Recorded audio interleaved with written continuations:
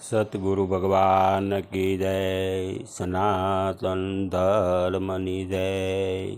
દરેક મિત્રોને પ્રણામ. હરિ સુધી પહોંચવા માટે કેવું જીવન હોવું જોઈએ? હરિ સાથે એક તાર થઈ રહેવું તો હરિ જેવા થઈને પણ રહેવું પડે છે. અને હરિ સાથે નાતો જોડવો છે તો દરેક સાધકને રેણીમાં પણ ઉતરવું પડશે. અને રેણી વિના આપણું મન પણ અંકુશમાં નહીં આવે. ભક્તિ કરવી તો રાખ થઈને રહેવું. ભક્તિ વગર હરિ સાથે નાતો જોડાતો નથી, ભલે ગમે એટલું આપણામાં જ્ઞાન આવી જાય. અને ભક્તિ વગર મન સમજે નહીં, ભલેને સુરતા નિગમ પદમાં જાય, ભલે આધ્યાત્મિક ગુરુ સાથે સત્સંગ કરે, પણ રેણીમાં ન ઉતરે ત્યાં સુધી હરિ સાથે જોડાણ થાય નહીં આપણું. મહાપુરુષોના સત્સંગ સાંભળવાથી ઈશ્વર શું છે, હરિ શું છે, આની આપણને જાણકારી મળે. ભલે શબ્દોના પારનો સત્સંગ સાંભળીએ, નિરાકારનો સત્સંગ સાંભળીએ, નિર્ગુણનો સત્સંગ સાંભળીએ, સુરતા શું છે, નૂરતા શું છે, નામ જપની વિધિ સાંભળીએ, ક્યાં ઠેરાવવું, આ બધું સત્સંગમાં આપણે સાંભળીએ છીએ. તો આ સત્સંગથી આપણને હરિ શું છે આની જાણકારી મળે. હરિ શું છે એની સાચી સમજણ આપણને મળે છે. પણ આનાથી હરિની ઓળખ થતી નથી અને હરિ સાથે ઓળખ વગર નાતો બંધાતો નથી. તો દરેક સાધકને રાણીમાં જરૂર ઉતરવું પડશે. રાંક થઈને રહેવું. રાંક થઈને રહેવું એટલે નાનું થઈને રહેવું, અભિમાન વગરનું થઈને રહેવું, અહંકાર છોડીને જીવન જીવવું કે હું આ જગતમાં કાંઈ નથી. જ્ઞાની હોવા છતાં અજ્ઞાની જેને સમજે છે. મન નિર્મળ કરી રહેવું જોવે. કોઈ પણ ઉપર રાગ દ્વેષ નહીં હોવો જોવે. આ એક ભક્તિ માર્ગ છે. અને સાત્વિક જીવન જીવવું. કોઈ જ્ઞાની સાધારણ લાગતો હોવા છતાં પણ કોઈને સાધારણ નહીં સમજવો. કેમ? આ અસ્તિત્વ અનામ છે અને સંપૂર્ણ અસ્તિત્વ એકબીજાના સહયોગ વડે ચાલે છે. અને અસ્તિત્વ સાથે પણ રાગ દ્વેષ રાખવો નહીં. અને અસ્તિત્વ સાથે જોડાઈ જવું એ પણ એક ભક્તિના સંસ્કાર છે. અને અસ્તિત્વ એક માયા પણ છે. અને જેને આપણે માયા સમજીએ છીએ એ જ એક ઈશ્વરની શક્તિ છે. અને ઈશ્વરની શક્તિ એ જ પરમેશ્વરી છે. અને પરમેશ્વરી રૂપી અસ્તિત્વના ખોળામાં બેસીને જ આપણે ભગવાનની આરાધના કરવાની છે. જે જ્ઞાની પુરુષો સત્સંગમાં સમજાવે છે કે સંસાર મિથ્યા છે, એમ કહેવું તો સહેલું છે, પણ સંસાર વગર ભક્તિ નહીં થાય, સંસાર વગર જ્ઞાન નહીં થાય.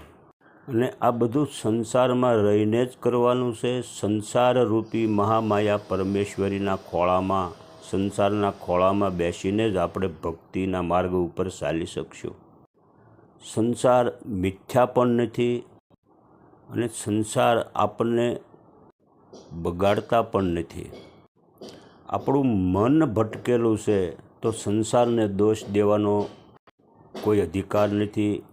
અને સંસાર સારો છે, મોળો છે, આવું લાગવું એ આપણા મનના વિચારો છે. આપણા મનના વિકારો આપણે ન મટાવી અને દોષ દેઈ સંસારને, માયાને. માયા જ શક્તિ છે, માયા જ ઈશ્વરી પરમેશ્વરી છે.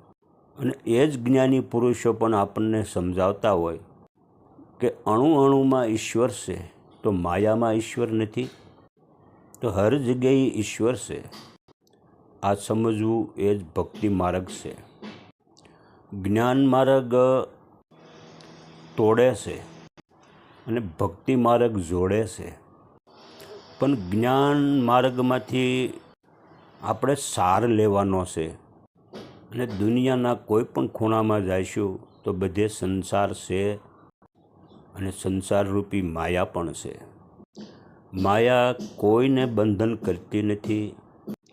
બંધન કરે છે આપણી આસક્તિ અને વિષય સુખ ભોગવવાની જે આસક્તિ છે. તો બંધન તો આપણો જ વિચારો કરે છે. કેવલ જ્ઞાનથી હરિ પ્રાપ્ત થતા નથી. જ્ઞાન સાધકને જ્યાંથી છોડાવે છે ત્યાં જ ભક્તિ જોડે છે. અને ઈશ્વર એ જ સ્વયં એક ઉર્જા શક્તિ છે અને એની બીજી શક્તિ આ જગત છે. અને જગતરૂપી શક્તિની અંદર જે ઈશ્વર સ્વયં ઉર્જા શક્તિ કાર્ય કરે છે. અને ઈશ્વરી આ પરમ શક્તિને જાણવાનો અને અનુભવવાનો એક જ રસ્તો છે કે પરમ શક્તિ ઉપર સંપૂર્ણ વિશ્વાસ. અને પરમ સત્યના ખોળામાં જવા માટે આધ્યાત્મિક ગુરુના સાનિધ્યમાં રહી અને સત્સંગનો આપણે અભ્યાસ કરવાનો છે. અને મોતી આ તો પડ્યું છે મેદાનમાં, અને એને જીતવું હોય તો આ સંસારમાં કોઈ શત્રુ ન હોય. એ જ જીતી શકે છે. જેને માયા જૂઠી લાગે, જેને સંસાર જૂઠો લાગે છે, તો તેની સાથે વેરભાવ પ્રગટ થાય છે અને એમાં દોષ દેખાય છે. જ્યારે સાધકને જેમાં દોષ દેખાય છે તો સમદ્રષ્ટિ પ્રાપ્ત નહીં થાય. તો દોષ રહિત થઈ એક રસ બની અને જોડાઈ જવાનું છે. અને જોડાવું એને જ સંસારનો સાર સમજાય. અને સંસારનો સાર સમજી શકે એ જ બધે જોડાઈ શકે છે. આમાં વિવેકથી જોડાવાનું છે, રેણી કેણીથી ચાલવાનું છે. એ જ રામ ભજવાની સાચી રીત છે. કેવલ ગુરુમંત્ર ભજવાથી હરિ મળી જતો નથી.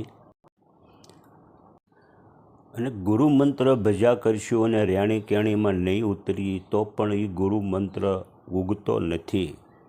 રેણી કેણી એટલે વિવેકથી બોલવું, કોઈ ઉપર શંકા નહીં કરવી, સત અસતનો ભેદ જાણવો અને સત્યને જાણી અલખને આરાધવો, ત્યારે જ પ્રભુ રીઝે છે. જ્ઞાન અજ્ઞાન એકય મનમાં ન હોય કે જ્ઞાનમાં પણ અજ્ઞાન દેખાય અને અજ્ઞાનમાં પણ જ્ઞાન દેખાય, ત્યારે જ જ્ઞાનથી પર જઈ શકીએ છીએ. અને જ્ઞાનથી યોગી નથી થવાતું અને જ્ઞાનથી સત પણ નથી થવાતું. અને જ્ઞાની બની જઈએ જો આપણામાં પુષ્કળ જ્ઞાન આવી જાય તો પણ ગુરુ નથી બનાતું. સંત કે ગુરુ બનવા માટે સાધકને પોતાની ઇન્દ્રિયોને વશ કરવી પડે છે અને રેણીમાં ચાલવું પડે છે અને વિવેકથી વ્યવહાર કરવો પડે. એ જ ગુરુ બનવાને યોગ પાત્ર છે. અને જ્ઞાન થયા પછી સાધક આઠે પોર આનંદમાં રહેતો હોય, ભજનાનંદી હોય, ભજન કરતો હોય, જેને ભજન સિવાય બીજે ક્યાંય તાર લાગતો ન હોય. આ જ ગુરુ બનવાને યોગ છે. કેવલ જ્ઞાન થવાથી ગુરુ નથી થવાતું. વિષય આસક્ત મુક્ત થવું જોવે, નિરસ થવું પડે છે. કરતાપણાનો ભાવ મટી જાય એ ગુરુ બનવાને યોગ છે. અને જે ભજન કરી શકે એ જ ગુરુ બની શકે. અને જે સમદ્રષ્ટિ જેનામાં આવી જાય એ જ ગુરુ બનવાને યોગ છે. નાનામાં નાનો માણસ પણ એને મળી શકતો હોય એ ગુરુ બનવાને યોગ છે. નાનો માણસ પણ સવાલના જવાબ કરે અને વિવેકથી જો જવાબ આપે એ જ ગુરુ બનવાને યોગ છે. એ કોઈ દિવસ પારકી પંચાત પણ કરતો નથી અને ગમે તેવી પરિસ્થિતિમાં સદાયને માટે શાંત રહેતો હોય. કડવા ઘૂંટડા પણ પી જતો હોય. કોઈ દિવસ એનું મન દુભાતું નથી અને પોતાના વખાણ પણ એ કોઈ દિવસ કરતો નથી. આ જ સદગુરુ બનવાને યોગ છે. અને કોઈના જીવનમાં ખામી પણ દેખાતી નથી એને. આ જ ગુરુ બનવાને યોગ છે. કેમ કે ગુરુ દયા, પ્રેમ ને કરુણાથી ભરેલો હોય છે. એને કોઈના દુર્ગુણ દેખાતા નથી. આ જ ગુરુ બનવાને યોગ છે. અને બીજાની પીડા જોઈને દુઃખી થતો હોય અને બીજાને ઉપકાર પણ કરતો હોય પણ મનમાં અભિમાન ન આવે, એ જ ગુરુ બનવાને યોગ છે. પોતાને કોઈ પણ પદવી મળી હોય, સંત મહાપુરુષ જ્ઞાની પુરુષની, પણ પદવીનો અહમ ન હોય, એ જ સાચા સંત છે. મોહ માયા પણ એને અડી ન શકે અને સંસારમાં રહીને પણ વૈરાગી જીવન જીવે છે. આ જ ગુરુ બનવાને યોગ પાત્ર છે. અને સંસારની અંદર એક જીવ ભાવથી પણ એ રહેતો હોય છે અને આત્મા ભાવથી ભજન કરતો હોય અને એક જ આત્મા જાણી અને કોઈને પણ દુઃખ ન દે, કડવી વાણી પણ ન બોલે, ભક્તિ કરી ભવસાગર તરવા માટે તેનો એ ઉપયોગ કરે છે. તો જ એવા સંતની કિંમત થાય છે. ને દરેકમાં ઈશ્વર સમજે છે, અન્યને પણ પ્રેમ પ્રગટાવે છે, ભક્તિ પણ કરાવે છે અને અંતકરણમાં પૂંજાવાની જે આશા રાખે છે, એને ભક્તિનો રંગ ન લાગે, એનો હરિનો રંગ ન ચડે. જેનું અંતર જો ઉજળું ન હોય એને તો મોટાપણું મનમાં હોય.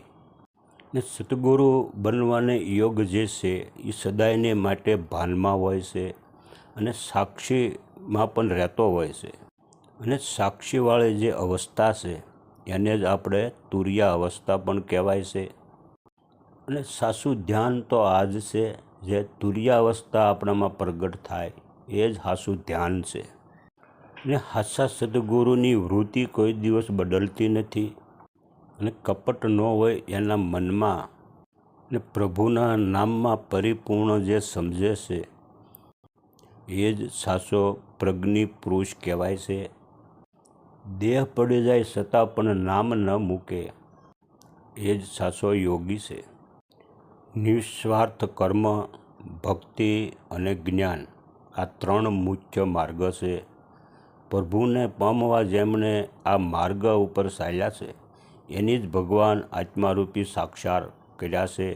એને જ સાચા કર્મયોગી કહેવાય અને આને જ સાચા ભક્ત કહેવાય. અને જ્યાં સુધી વસ્તુ પદાર્થમાં રાગ છે ત્યાં સુધી માણસ હકીકતમાં નિસ્વાર્થ કર્મ કરી શકતો નથી. ન તો ભક્ત બની શકે, ન તો જ્ઞાનનો માર્ગ પણ પકડી શકે. જે સાધક વિષયોને પ્રેમ કરે છે ત્યાં સુધી પરમાત્મામાં પ્રેમ ધરાવી શકતો નથી. પારકી નિંદા કોઈ દિવસ કરવી નહીં, સમયનો ક્યારેય દુરુપયોગ કરવો નહીં, સત્યનો સાથ ક્યારેય છોડવો નહીં અને કોઈ નાનો માણસ, ગરીબ માણસની અવગણના પણ ક્યારેય નહીં કરવાની. ને વૃદ્ધ આત્માઓ જે છે, વૃદ્ધ છે, એની ક્યારેય મશ્કરી નહીં કરવી. સંતો તથા વડીલોની પણ ક્યારેય ટીકા નહીં કરવાની. જાણી જોઈને કોઈ દિવસ કોઈને અન્યાય નહીં કરવાનો. અને સાચી વાત જ્યાં સુધી આપણને સમજાય નહીં ત્યાં સુધી ક્રોધ પણ નહીં કરવો. અને બીજાને દુઃખ થાય એવું ક્યારેય બોલવાનું નહીં. આ જ એક ભક્તિ માર્ગ છે.